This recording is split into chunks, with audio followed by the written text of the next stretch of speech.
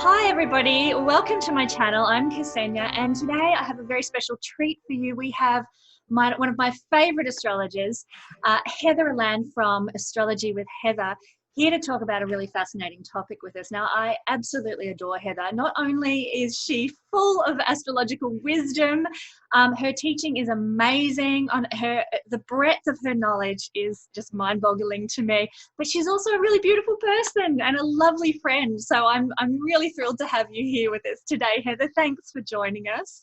Yeah, thank you so much for having me. I'm super excited for this conversation. It's been way too long since we've come together to do this. So I know, and we've been trying to get this discussion together for quite a few weeks now. So I'm really, I'm really pleased that it's finally all gelled and the stars have aligned for us. So we're going to be looking today at house rulerships and how important they are. And this is one of my favorite techniques. I use it all the time. It's great for understanding ourselves, and it's also actually really useful in predictive work as well. So I'm thrilled to be looking at this. And you've actually produced a course recently all about house rulerships, Heather. Did you want to sort of mention that or talk about that for a second? yeah. So I just released a couple of months ago a 4-week course all about house rulerships, and I take you through step by step, beginning to end, everything that you need to know to use this technique in your own chart, in your own life, in your own practice. And like Ksenia said, it's like you need this information if you're going to make accurate predictions. If you're trying to make predictions and you don't understand fully how to use house rulerships, you're missing so much important information, and you're not going to have near the level of accuracy as somebody who has these techniques under their belt. So if that's something you're interested in, you can definitely check it out on my website. But we're actually going to be covering a big one today. I would say number one, or at least top two, when it comes to questions that I get as an astrologer. Yeah, number one for Ksenia are always about relationships. And so we're going to discuss the seventh house, the seventh house Lord, and how that plays into your potential for relationship and marriage partnerships and all of that, which I'm super excited to talk about. Yeah, and I love looking at the seventh house in the context of house rulerships because every time it's bang on. Like, I've never come across a situation where it hasn't described the person that you're going to meet or how you might meet them. There's just so much information here.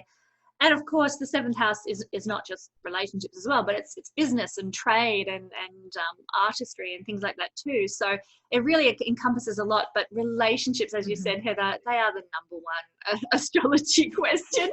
And that's, quite honestly, it's for a lot of people, it's the reason they get into astrology is relationship issues, because they're wanting to try and understand and sort things out. And certainly I got into astrology because I went through a divorce, and it's like, well, why did this happen to me? I'm sure I was, doing my best and I was a good person, and how come I went through a divorce? And from then I discovered astrology, and it was like, oh, this is so fantastic. And it's not just relationships that astrology is good for, it's great for everything, but it is often a leaping off point for a lot of people to try and make sense of their lives. So it's a very important house in the chart to explore, one of the angular houses, and of course the angular houses are so significant.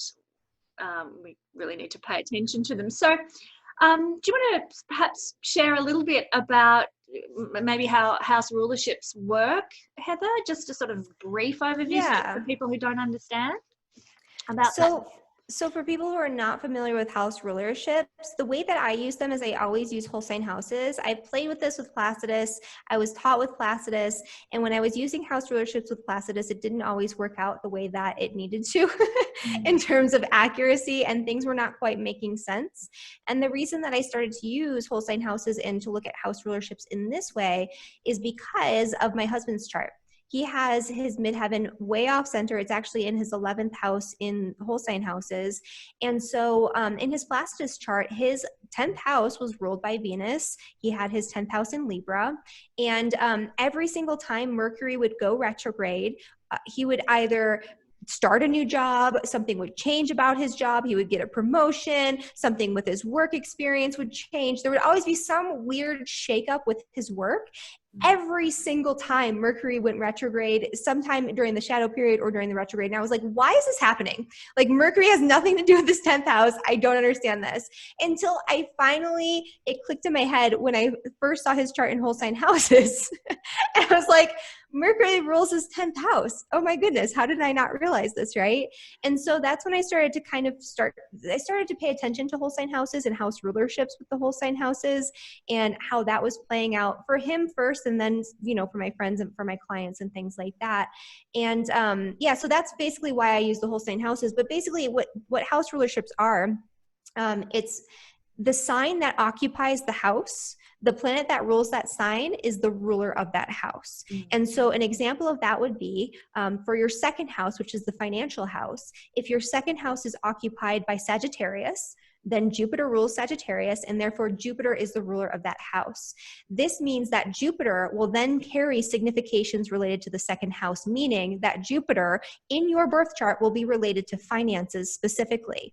Also, by transit, Jupiter can have a relationship to finances. Yeah. And so understanding that information gives you a crucial piece that you would have otherwise been missing. You would have been looking at your second house by itself. You would have been looking maybe at Venus. You wouldn't necessarily be looking at Jupiter. Or a better example would be maybe if you have Scorpio as the ruler for the second house, and you would be looking at Mars and, potentially also at Pluto. You wouldn't normally look at Mars for finances, right? If you're just coming from like a modern Western astrological perspective without using house rulerships. Yeah. But once you have that key piece of information, you're going to start looking at Mars and where Mars is placed in your chart and what Mars is doing in your chart. And then these things that are not making sense that are happening in your life that you're like, where is this astrologically? It starts to click and it starts to make sense. And so that's why house rulerships are so important, because these planets that don't otherwise carry the significations have special significations for you individually. Each individual person has different significations based on their house placements. So hopefully that makes sense, the explanation I just gave. But that's basically what we're going to be looking at. Yeah. Hopefully for people who aren't familiar with it, it makes sense. It helps if you can look at your chart, perhaps wind the video back a little bit and listen to Heather explaining things and look at your chart and see, oh, okay, there is Sagittarius, my second house, and there is my Jupiter. And what connection do I see that Jupiter, say, falling in the sixth house has with my monetary life, But so I just encourage, if you're following along with your chart at the moment, check out what sign rules your seventh house. For me, it's Virgo. And for Heather, what's your, I've got to just stop and think. It's Taurus, isn't it? Yeah, it's Taurus. Yeah. So it's always going to be just a hint for everybody. If you don't really know how to look at your chart very well or something like that, it's always going to be the sign that's opposite your ascendant. So it's going to be the polar opposite of your ascendant sign. So I'm a Scorpio rising, so it's Taurus, and you are a Pisces rising, so it's Virgo. Yep. And so that's a pretty easy way to just, off the top of your head, without even looking at your chart, to understand that. And then you can go in and look up what planet rules that sign if you don't already know that, right? That's it. So you will need to be able to use this technique, you'll need to know what planet rules what sign. So that's important. And look, there's plenty of information. We probably don't need to go through everything now, but plenty of information online about that, unless you wanted to talk about that, what planet rules what sign, Heather, or will we just dive right in? What would you like to do? I mean, we can just go over it real quick so that way everybody has it in their back pocket. Sure. So, I mean, basically, Aries is ruled by Mars. And so if your seventh house is occupied by Aries, Mars is the ruler of your seventh house. Taurus is ruled by Venus. Gemini is ruled by Mercury. Cancer is ruled by the moon. Leo is ruled by the sun. You get into Virgo again, which is also ruled by Mercury.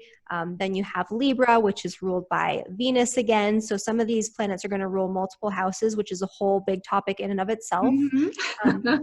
Then we get into Scorpio, where things get really tricky, because in modern Western astrology, Scorpio is ruled by Pluto, but traditionally it's ruled by Mars. And it's very important to look at your traditional planetary ruler.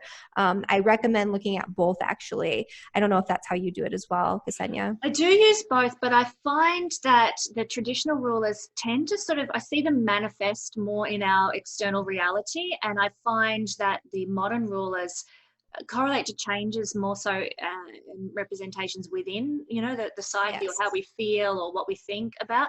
Although I've got to say, in the solar return chart, I think the modern rulerships actually have a bit more of an impact when I look at a solar return chart. That's just my observation over time. But yeah, so mostly I use the traditional rulerships when I'm looking at house lords, though. Yeah.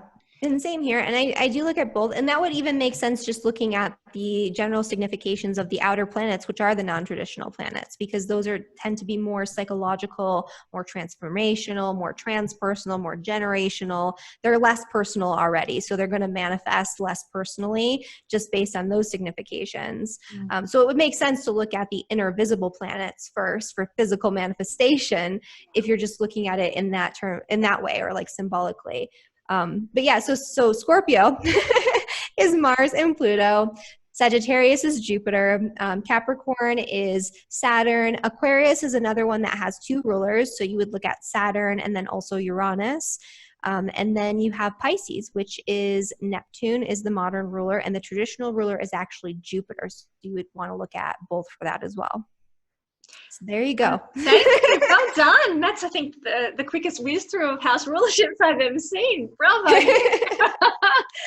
But that's great, because that's going to give people the context of what to look for. So in your case, Taurus, we'll be looking for where does Venus sit in your chart, in what house in whole sign astrology does Venus sit in your chart, and then that will tell you all about seventh house issues for you in life. You know, it can tell you about the type of person you might marry, where you might or commit to, where you might meet them, what issues or hurdles there might be around relationships, what opportunities there might be around relationships, and what the focus of your relationships might be when you are in a relationship.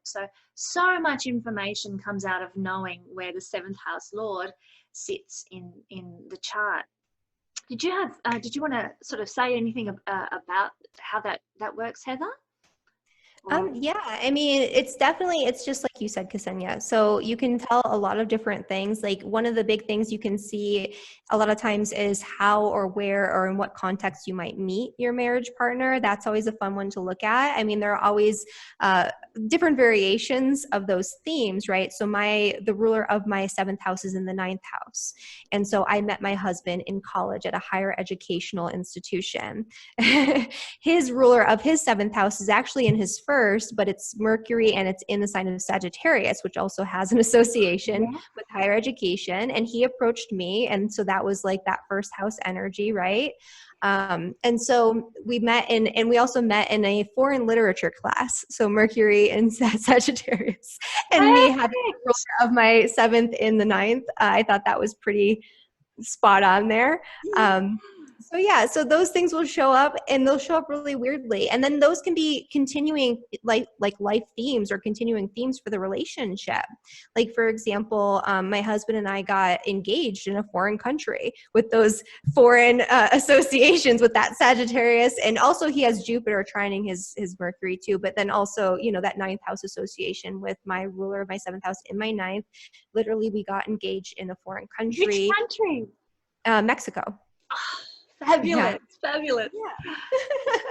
Yeah. We were in the Yucatan Peninsula, so we did like a vacation there, and he proposed in Tulum, overlooking the ocean at the ruins and all that. So it was. And then we went scuba diving after. We did tequila shots on the beach, and then we did some scuba diving right afterwards. That is so special and beautiful. What a gorgeous memory to have. I love I'm a real Pisces romantic. I love to hear people's love stories and how they got proposed to. So beautiful.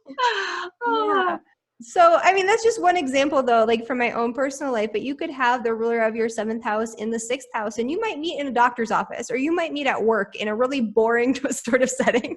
Yeah.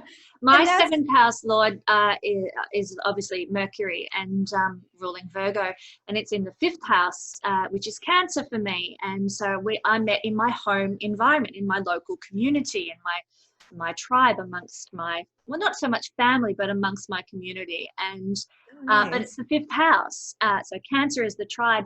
And the 5th house is entertainment. And I met my my first husband going to a Buddy Holly tribute show. So that's awesome. And quite interestingly, my Mercury is with Saturn in the 5th house, and we were going to see an old music, or old style of music, Buddy Holly, old rock and roll 50s nostalgia kind of stuff. So there was that old influence of Saturn playing out as well. So yeah, it's so interesting. So accurate. Yeah. And so like, in addition to kind of seeing how and where you'll meet that person and some of those themes, I mean, you can also see a lot of different things. Like you can see if the relationship might be troubled. You can see, you know, well, basically, so we have to kind of backtrack for a second. When we're looking at house placements specifically, certain houses are considered to be more beneficial than others. So there are certain houses that are considered to be more challenging or malefic, depending on how you look at that. And then there are other houses that aspect the ascendant in a positive way, and those houses are considered to be beneficial. And so an example of that would be the 5th and the 9th house are both very beneficial houses. And so people who have the ruler of the 7th and the 5th or the 9th, that elevates that energy of that 7th house ruler, and it makes it more beneficial, because even if it's not making an exact trine to the ascendant by degree, the sign-based aspect is there. So it's making a sign-based trine to the ascendant. It's considered to be a positive influence on you personally, right? Sextiles are similar. So the 11th and 3rd house, those are considered to be more positive houses because they're sextiling your ascendant. They're also trining your descendant. And so again, positive houses. And so placements in those houses are going to be more positive for that person because they impact you personally in a more positive way. Because the first house is the house of the self. It is you. It represents you in the chart. And the other houses represent other topics, other themes, other people even. And so that's one of the ways that you can look at it.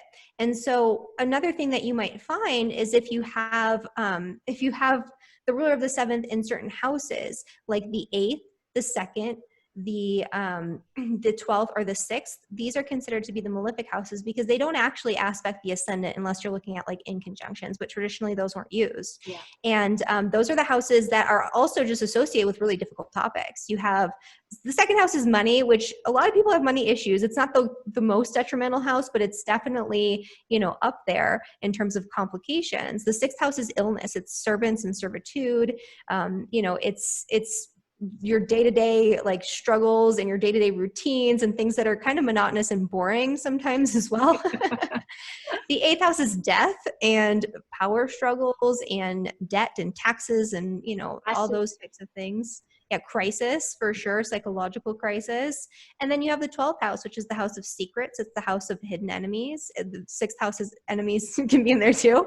Yeah. And it's the house of like unraveling, undoing. It's the house of misfortune. It's also the house of solitude. It's the house of things that are kind of hidden away. And so that's kind of a more solitary house in and of itself. So you can see how these areas, if you have the ruler of the 7th house in there, and I can actually show some examples of these if you want me to. Sure. Can be a little bit more challenging. I have some good and some positive and some challenging examples here. So let me find this one.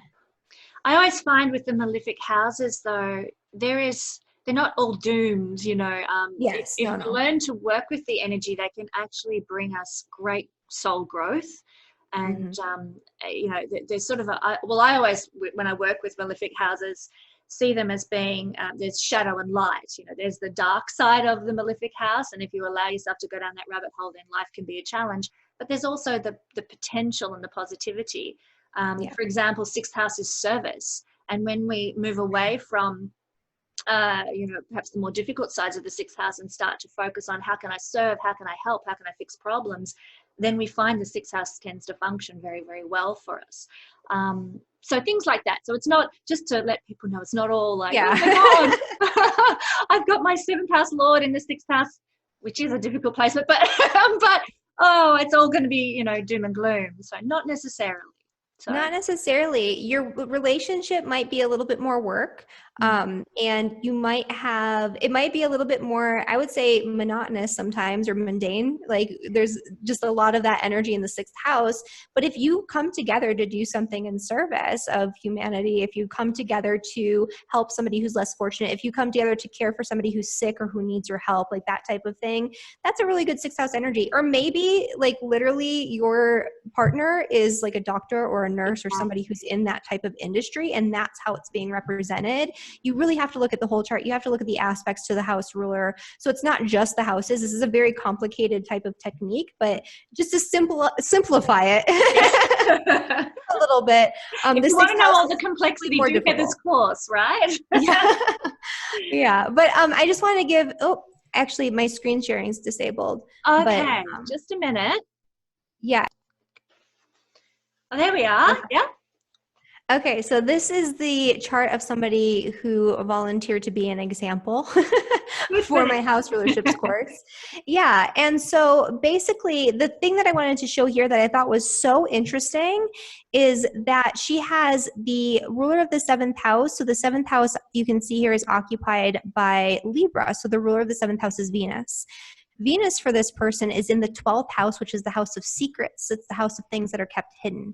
And she actually let me know that she had been in 2 secret relationships in her lifetime. One was like an affair with a professor or something like that. And another one was, I'm pretty sure was another affair with a married man. So like these were both secret relationships where she really loved this person. She really cared for them, but it didn't work out because of the context of the relationship. Yeah. And so you can see that playing out with the ruler of the 7th house in the 12th house of secrets, right? And also, you know, the 12th house, and especially with that Pisces energy, that's like fantasies. That's not seeing things clearly. That's kind of being deceived or having an idealistic viewpoint when it comes to your relationships. So you're not going to see them for what they really are. And so this is somebody who thought that these relationships were something that were going to potentially work out, even though, you know, the reality of the situation was that that wasn't actually possible.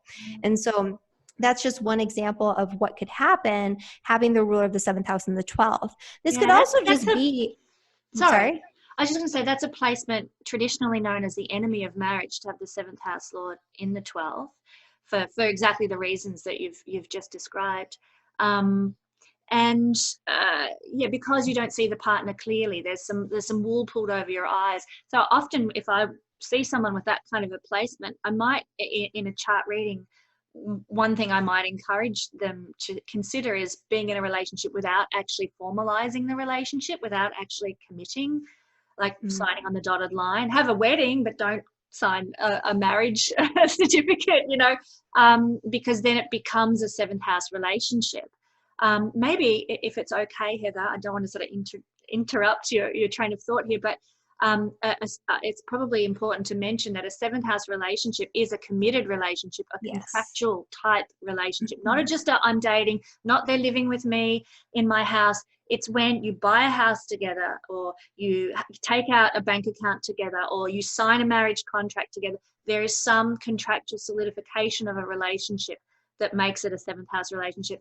Not only that, but children will also make a live-in type relationship become a 7th house relationship. So if you get pregnant, even if it's from a one-night stand, this is how my interpretation from my studies of how a 7th house is type relationship is seen. When you get pregnant, even from a one-night stand, that's actually a committed type relationship, because you have made a physical contract with another person through creating a baby. Whether that the baby lives to be born and go on in life or not is immaterial. That the contract has been formed physically between 2 people. So to confuse matters even further with this complex topic, you generally are looking at your first committed life partner through the 7th house. And there are other placements in the chart that go on to, you know, 2nd life partner, 3rd life partner, 4th life partner, and so on. Just to do a bit of self-promo here, my webinar on the Astrology of Many Marriages goes into how to determine that and how to find that in your what marriage you're up to in your chart, and where we might look for indicators about that, the type of person who's our 2nd husband, 3rd husband, 4th wife, whatever. So sorry to distract there, but yes, go on with what you're about to say. Well, and kind of on the same token, this chart's kind of interesting because it also has the fifth house ruler in the 12th house. And the fifth house is what you would look at for like love affairs and flings and boyfriend-girlfriend relationships. And so this is somebody who's had complications with like long-term committed partnerships as well as these love affairs, flings, and things of that nature.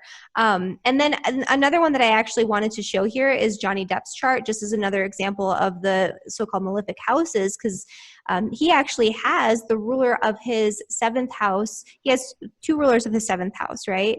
And so he has the traditional ruler, which is Saturn, which is in the seventh house itself, making really challenging aspects to Mercury and Venus. Venus has the general signification of money and finance, and Mercury, as you can see here, is the planet that rules the sign that occupies the second house. So his second house is ruled by Virgo, or is occupied by Virgo. Mercury rules his second house. So he has Saturn, which brings challenges, hardships, struggles, all of these, Saturnian things, lessons. And need for maturity, yes. Yeah. He has that in his seventh house as the ruler of his seventh house, and it's squaring the ruler of his financial sector. And so a couple of different things happen here. And then he also has the modern ruler of his seventh house in the second house with the malefic planet Mars, squaring also, an out of sign square with Mercury, which is the ruler of the second house. Yes, Uranus has only bad aspect, or difficult, I won't use bad, difficult aspects. It's very, very challenged. And so a couple of different things happen here. So he married Amber Heard in 2015. And in 2016, they filed for divorce. And Amber Heard was actually accusing him of domestic abuse. They settled the claims outside of court, and she was awarded $7 million. And then she wrote an article for the Washington Post about her alleged abuse. And now Johnny Depp is suing her for defamation of character. And he's claiming that she abused him. And so now it's this like really weird situation. So there's that Mars energy, right? Which is physical abuse. Like that very literally could be a thing in this relationship. Mars and Pluto together, when you see that in bad aspect with like anything to do with your relationships, like your relationship ruler, like the planet that rules your seventh house, or even with Venus sometimes, that can indicate physical, psychological manipulation, abuse, sexual abuse, those types of things. And so that is a component of this, but you also see how this is impacting his finances, right? This is very clearly impacting his finances. Yeah. Marriage is not good for his financial situation. And that is what we're seeing here. And it's only amplified by these really intense angles in his chart. He'd be better just to stay in a dating relationship too, wouldn't he? Yeah. And then it's ruled by Jupiter and it's in the 9th house. That's great. Like just date around. Exactly. Just keep it love. But interestingly, the 6th house lord, which rules court cases, sits in the 7th house, and is Saturn as well. So it's kind of like he can't avoid it, can he? It's always going to happen. Poor guy. Yeah. That's fascinating. I didn't know that he was countersuing her. My God.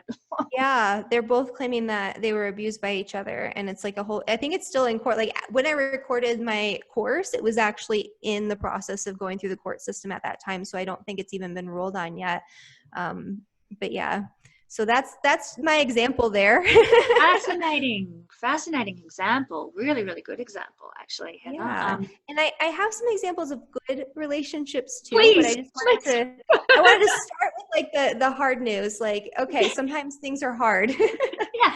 Sometimes you'll have complications, and that doesn't mean that, like Ksenia said, just because you have your 7th house ruler or 5th house ruler, if you're looking at like boyfriend, girlfriend, that type, like fun, light relationships. Yeah. Doesn't mean just because it's in one of the malefic houses that those things are only going to be malefic.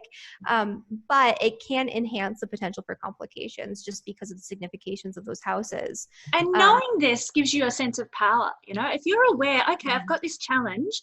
When you see those markers coming up in your life, you're like, oh, that's my chart. Okay, well, how do I deal with this? And a good astrologer would be able to give you strategies of how to deal with the difficulties and how to navigate those difficulties when they show up in your life, which can sort of, give you the power to overcome the challenges, I feel, anyway. But yes, go on, give us some good stuff. And I totally agree with that. So maybe Johnny Depp needs to get a good astrologer. You can come see me. I rather like Johnny Depp. All right. So I wanted to show this one. I was in the middle of watching Buffy the Vampire Slayer, and I like Googled her relationship with Freddie Prinze Jr. And I happened to see that they'd been married for a very long time, you know, given their age. They got married really young, and and they were still together, and they were never in the tabloids. You don't hear anything about them. So that's why I had to like look it up, because I've never heard anything about them. And it turns out they're very, very happily married. Like they still love each other. They have 2 children. They don't have any tabloid scandals because they're not doing anything scandalous, right? They're just like a wholesome, you know, happy couple. And so I looked at Freddie Prinze Jr.'s chart. I really wish we had Sarah Michelle Gellar's birth time, but we don't. But basically what happened was, so Freddie Prinze Jr. has his, so he has his ruler of his 7th house is Mars, because Mars is the ruler of Aries, right? Aries is occupying his 7th house. Yep. The ruler of his 10th house is the moon. So you have to keep that in mind too. He actually met Sarah Michelle Gellar on the set of I Know What You Did Last Summer. So they're both actors, right? So the moon rules his career. The Mars rules his relationships, and he met his wife while he was working on the set, while, you know, they were away on set at filming I Know What You Did Last Summer. So I really like that energy and or that like association there. The other thing too that I really liked about this that stuck out for me, and that stuck out for a lot of the couples that I was looking at in terms of famous couples that had long, happy marriages, is that there's always or almost always a benefic influence on the relationship. And so he has Jupiter, which is the great benefic planet, in his 7th house.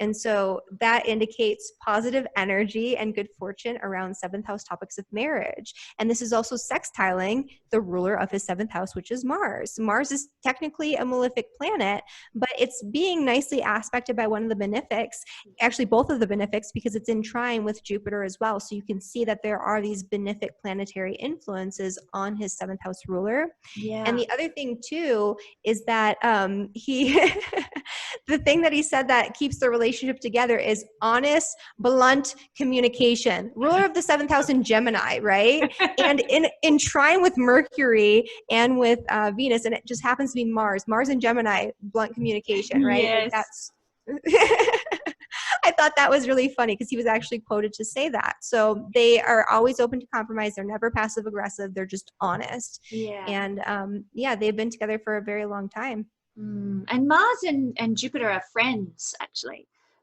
in traditional Vedic astrology. So that, so that's another good thing for them, when with Jupiter in a sign ruled by Mars is beneficial. So beautiful. Yeah, that's awesome. Yeah, Jupiter does tend to do really well in the sign of Aries. It's a very enthusiastic placement. Yeah, Jupiter likes fire signs and water signs mostly. So yes. Awesome. So I wanted to give this one. So this is Bob Newhart's chart. So he was a comedian, and he actually has been happily married to his wife for 55 years. The couple has 4 children together, and they actually met through a mutual friend. And so basically,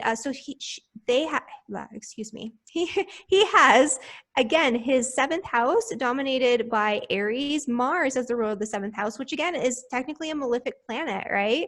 But Mars is actually being aspected positively by a trine from Jupiter up there in the 9th house. And so you see here how these positive beneficial sort of influences come from these benefic planets making these nice aspects to the ruler of the 7th house. Yeah. And so that's one of the things that I wanted to mention. And also, the theme of travel with that Jupiter in the 9th house trining their Mars, they talked a lot about how they used to like travel and have adventures and go out and do all these really crazy extravagant types of things. Yeah. And that's something that they really enjoyed doing together, until later on they like to be at home and be with their family and all of that. And he actually has the moon in a conjunction with the ruler of his 7th house. And their first date was in his home. Exactly. Perfect. So I love this, because it just shows, if we just were to use what planets are in what house, this would say to me, oh, Uranus in the seventh house, he'll probably get divorced, or his relationships will be on again, off again, or very erratic relationships, or relationships with really eccentric people. That's what, if we just looked at the placements of planets in a house alone, that's what Uranus in the seventh house would be speaking. But because we get so much more clarity through in this case, looking at the seventh house Lord, and it's sitting in the more balanced, harmonious sign of Libra. It's with the moon, so it's, connecting with home and family, and has connections to parenting as well. So they had 4 kids together, and it's got those beautiful aspects from Venus and from Jupiter, so that you get a much richer dynamic for analysis when you know house rulerships. And this chart's a perfect illustration of that. Love how they've been married for so long. Yeah, absolutely. And that Uranus energy just manifests as them, going out and doing really exciting, really unusual things. Like they had a really good time and they did not have a boring, mundane experience together as a couple. I mean, probably even into their elderly years, but especially when they were younger and they were out and about, like it sounds like they had a really good time. So if you have Uranus as an influence in your 7th house, or even with the ruler of your 7th house, like in an aspect or something like that, the thing that I always tell people is you just have to do things your own way. You have to keep things fresh, keep things exciting, constantly do new things together as a couple, and you should be okay. It's when you let things get really boring and dull and stagnant and you're just doing the same thing day in and day out, you're going to feel like you're in a cage, and you're going to do something either consciously or unconsciously to wreck that relationship. And if you don't, Uranus is going to come in and bring something for you. Yeah. So that's a very strong signification for like disruption in the relationship. But when you see all these other really positive energies going on, and Uranus being aspected really positively by Venus and by Jupiter too, that helps. Yeah. They're probably going to be okay. It's just going to be a fun relationship. Yeah, but you've just given a perfect illustration of how to work with the higher manifestation of the Uranus energy by keeping things fresh and keeping things exciting, mixing things up. Perfect. It need not be the sort of the shadow side of Uranus there. So love it. How do you, and you might know, because I'm not sure how much you know about this person's life. I don't actually even know who Bob Newhart is, to be quite honest with you. Showing my ignorance there. But the Pluto square to his 7th house Lord, do you have any idea how that may have played out in their life? It's okay if you don't. I was trying to find more information, but I didn't see anything that connected to that. I mean, it's hard to know with celebrities because you get what they have in like their bios and what they share publicly. Yeah. And so it might be that there was some sort of crisis or something difficult that did happen, and it's just not something that they chose to speak about. Yeah. And Bob Newhart, I didn't know who he was either at first. I was like literally just searching couples, like celebrity couples that have been married for a really long time and they're happy. And I was just picking, from people who had exact chart times. And so I had to do some research on him. But yeah, I couldn't find anything with that. And that's the issue with the celebrity charts. And even when you're using like an actual person's chart, they might not be honest about their entire experience because they might be like ashamed, or they just don't want to share about it. And so sometimes you're not going to get all of the pieces to the puzzle. But, in terms of like a long, happy marriage, it sounds like they've had it, even if there maybe were some hiccups. Yes. You sound like you're a bit like me, Heather. I'll sit and watch a biography of, until I was watching the Chanel film with Audrey Tautou recently, and getting out the chart and looking at, that's why that happened and that's why that happened, and looking at celebrities' charts with the information that we can glean. Fascinating and so much fun. I love doing that with charts. So this is fantastic. Do you have any more? I'm loving this. And let's see. So I have some for multiple marriage partners, but I picked out a couple for a long and happy second marriage. I know that you have done a course on multiple marriage partners. And so for those who are not aware, the first marriage partnership is always determined by the energy of the seventh house. And the energy of the seventh house is going to be carried over to a certain extent in all relationships. And so you need to have some healthy energy in the seventh house to have a healthy relationship, just kind of like in a general sense, right? Or at least you have to be able to work with the energy in the seventh house.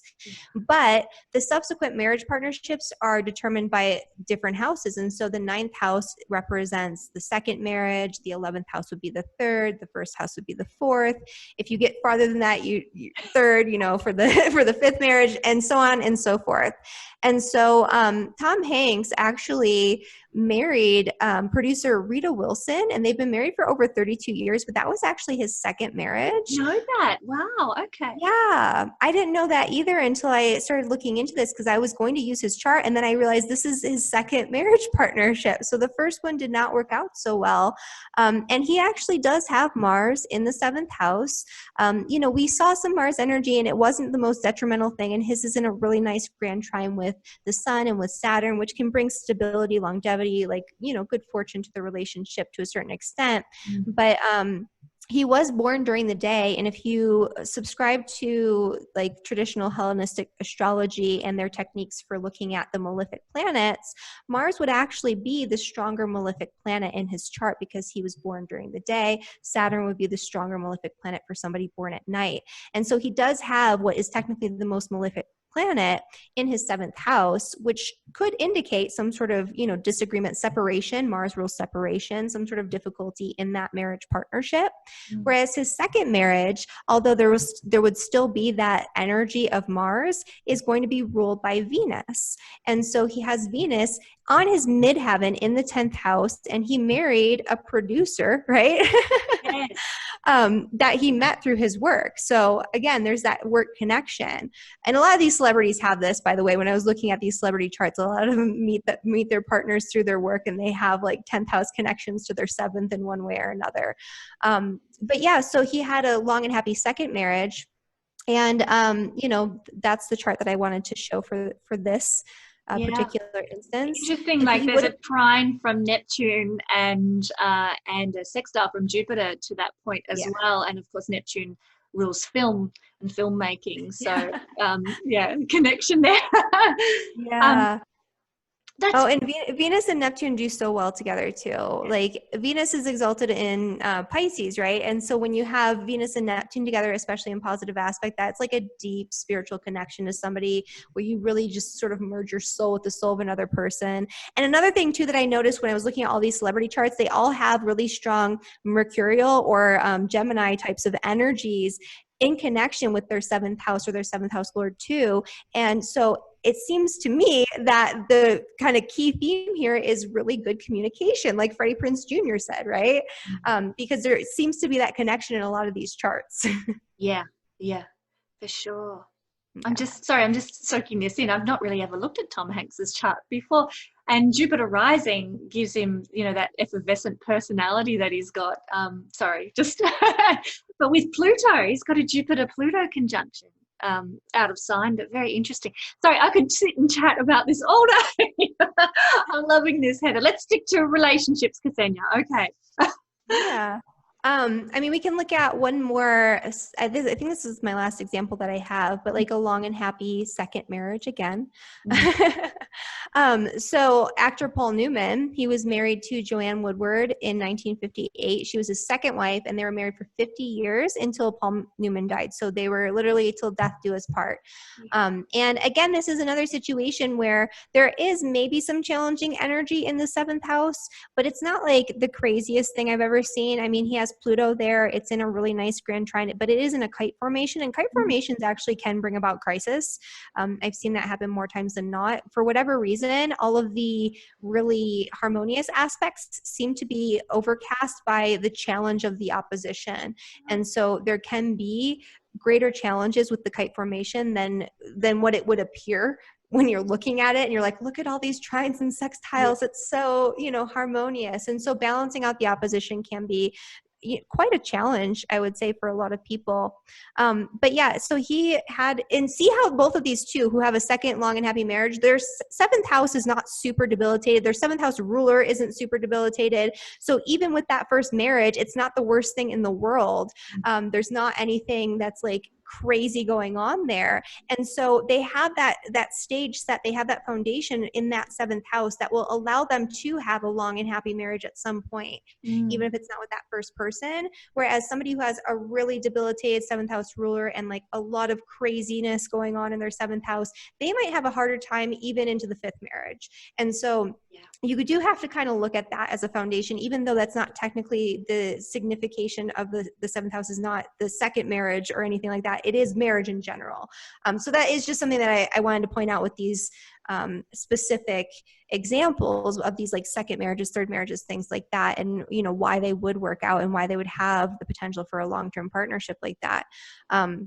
But anyway, he divorced. He actually met his second wife when he was still married to his first wife, and he reconnected a little bit later on to Joanne Woodward and ended up divorcing his first wife. And he actually felt really bad and really guilty about that too. When I was reading over his bio, like that was something that really weighed heavily on him. He did not want to get a divorce, but it's just he was very much in love with this other woman, and it ended up happening. And you know they were together for a very long time. And it was even like, I like this thing at the bottom. There was a quote from an article where it said, I had a driver once and I asked him, who was your favorite person you ever drove?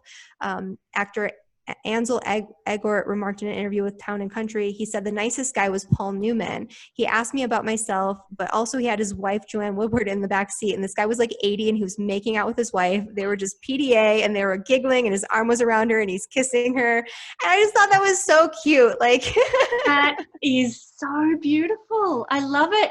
And of course, his the representation of that is of this marriage is Mercury, which rules the ninth house, his second life partner, in the sign of Capricorn, longevity, long term. And with Venus and Jupiter again, there's always these benefic connections to these really long, really happy relationships and mercurial connections. Yeah. So this tells us something about relationships, right? Communication is important. All of these people probably have really great communication with their spouses, and Jupiter and Venus are going to be very important indicators of long and happy marriages. It doesn't mean it's the only indicator, but these marriages that tend to stick out and they're like, wow, how did these people do this? They always have these like benefic planets that are either in conjunction, trine, sextile with the ruler of the seventh house or the ruler of whatever marriage it is, or in the seventh house itself. Yeah. And so I saw that time and time again. I looked up so many examples to create, you know, this lecture and kind of piece together the patterns, and those were the main themes. Fantastic. Well, in Vedic astrology, Venus is to do with the wife for a man, and Jupiter is to do with the husband for a woman. So it's interesting that there they are both together with his seventh house lord. I don't know what that means for him. Like obviously he was with his, she was to be his long-term wife in that situation. But what I find interesting is that moon, which rules his first marriage, is in unaspected.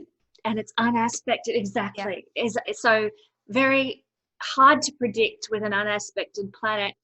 It doesn't always give what you expect. You would think, you know, moon in Pisces, very good, might be a very romantic relationship, very charitable, compassionate kind of relationship, moon Pisces energy, but it's a bit unpredictable here. And I don't know, did he have an affair with Joanne Woodward? Allegedly, he didn't have an affair. There wasn't like an overlap there. And it sounded like he had a good relationship with his first wife. Yeah. It just wasn't the relationship. And so it is interesting though. Yeah, that unaspected moon, that's a little bit of a wild card. And a lot of the things too that I've been seeing with the relationships that end, and just in general, when I'm working with clients, Pisces involved in seventh house affairs, theoretically it should be really nice, right? It's like you think Venus does really well in Pisces. That's kind of up for debate, I think, as well. But the Piscean energy tends to be very, very hard on relationships because people see what they want to see. They don't always have a clear picture. They wear rose-colored glasses, or they use their partner as a scapegoat, or they're scapegoated by their partner. There can be deception, lies, affairs, all sorts of crazy stuff. And he could have had an affair and just like not told anyone about it, right? Like that might not be something he wants to share with the public if that was the case. But yeah, that Pisces energy tends to be very hard in the 7th house and with the ruler of the 7th house. And, you know, sometimes if the planet is very positively aspected, that can mitigate that. But I've seen that bring a lot of challenges for a lot of people. Yeah, it's just romance is one thing, and it's wonderful and your head in the clouds and all that sort of thing. But to go the long term with a relationship, you need some realism. You need to be very grounded, says the Pisces rising person. But so if that moon had have been, you know, say trined by Saturn or something, it may have been more realistic or more grounded or more long lasting than it obviously was. So you do. Saturn, we often see Saturn as this malefic planet, but in relationships it's actually really good to have some Saturn aspects because, and as you can see here, Saturn is sextiling the second marriage lord, which is Mercury. So it's given longevity positively to that. So for people who are fairly fresh to astrology, don't think that, you know, a Saturn aspect is going to be all bad in relationships. It will make relationships stick and last. You just want them to be the relationship you actually do like. You don't be stuck in a relationship that you hate for a long time. So that's interesting. I've got Saturn with my 7th house lord in my natal chart, actually. So my first marriage, I don't know whether you'd call it long lasting or not. It was 10 years. So I guess by modern terms, maybe it might be a fairly long lived relationship where it probably should have ended sooner than it did. But Saturn gives a lot of interesting qualities to relationships, that's for sure. And well, the thing with Saturn, with the ruler of the 7th house too, is that it can actually, if you're in like a relationship that is not going well or is maybe not the right relationship, it can cause you to stick with that relationship for far longer than you should because you want to put in the work, you want to face those challenges, you're going to work on it until it's completely impossible. And so that's one of the challenges of Saturn. But if you're in a good relationship and you're just having normal marital issues, you're very willing to work on it, you're going to stick it out, and that's going to make the relationship long lasting. So that determination to keep things going and to work on the partnership, that can serve you in a lot of ways. But I mean, also it can be a little detrimental because I noticed that people tend to hang on to those relationships for far too long with that Saturn energy. Yeah, I know. But stoicism, sometimes it's a blessing, sometimes it's a curse, isn't it? Old Saturn. That's why it works out in the end and people have those really long relationships. So it's definitely something good to have in your chart for sure. Yeah, well, Saturn has great directional strength in the Vedic system in the 7th house, and so he likes to be involved in relationships, and he and Venus are friends in Vedic astrology. So Venus, planet of relationships. So Saturn likes to get his fingers in that relationship pie. So working with him at his highest level is a good thing for relationships. This has been such an interesting foray into the power of our house lords, Heather. I just perhaps give a spiel again about the course that you're offering and just what it entails, because I think people could learn so much and be really encouraged by doing that course. It's not just 7th house that you look at all the houses, don't you? Yeah, I look at all the houses and I do kind of piece it together and build off of everything. So, I mean, we start basically with like the ruler of one house in another, and then the ruler of multiple houses in one house. And then we start looking at things like sign placement and aspects. Then we start looking at the chart holistically, like what we just did basically, where we're looking at not just the house ruler, but everything that's going on and how that fits into the story and the puzzle, because that's really ultimately the goal. You're not just going to be looking at the ruler of one house in another and making that your interpretation. If you're going to be giving good interpretations and making good predictions, you're going to be taking a step back and looking at everything holistically and all the different components. And so we take it all the way down to that level. And so, yeah, it's just called House Rulerships in Astrology, a modern approach to a traditional technique. And you can find it on my website if anybody I'll is pop interested. the link in the description below too for people who want to jump right in and do a deep dive into that.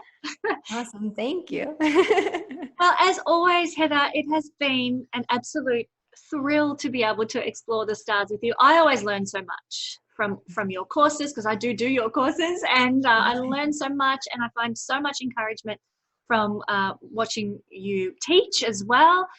Heather, in case you haven't noticed through this video, people, she's such a gifted teacher and communicator, really is able to give complex ideas in a very in a way that's palatable or processable.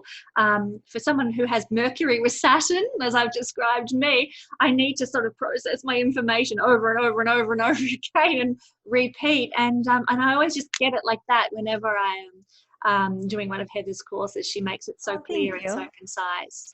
So do check out that course. It'll be great. And if you want to know about many marriages and whether your chart is geared to giving you many marriages, some people have indicators for being able to get married many times. We look at, in my course, we look at Elizabeth Taylor's chart and why she had 8 marriages. And we look at the house rulerships, actually, of each of her marriages and how that story played out. That'd be so interesting. Yeah, I might have to take that course just to see that. She's a fascinating person, that's for sure. Fascinating life, as so many celebrities are. But everybody's fascinating. Like, everybody's life is very, very interesting, especially when you know house rulerships and you see what's playing out. So thank you once again, Heather. Did you have anything that you wanted to just sort of finish with, or just let people know about, or happy with that? I mean, I'm pretty happy with the way that we left things, but I mean, honestly, thank you so much for having me here. And I always learn so much from our conversations. I love hearing sort of the traditional Vedic approach to things and the evolutionary approach to things, because our backgrounds and our studies are, you know, different but complementary. Yeah. And I think when we come together, it's always really synergistic, and we definitely play off of each other and learn from each other. So it's always a lot of fun. So thank you. Yeah, my pleasure, my absolute pleasure. Well, thank you for joining us, everybody, and we'll catch you on Heather's channel, Astrology with Heather, and back on this channel also this week with our weekly, my Astro Weather Report, and I'm sure Heather will have a forecast for you as well coming up on her channel too, so do check it out. Thank you, God bless, and I'll catch you next time.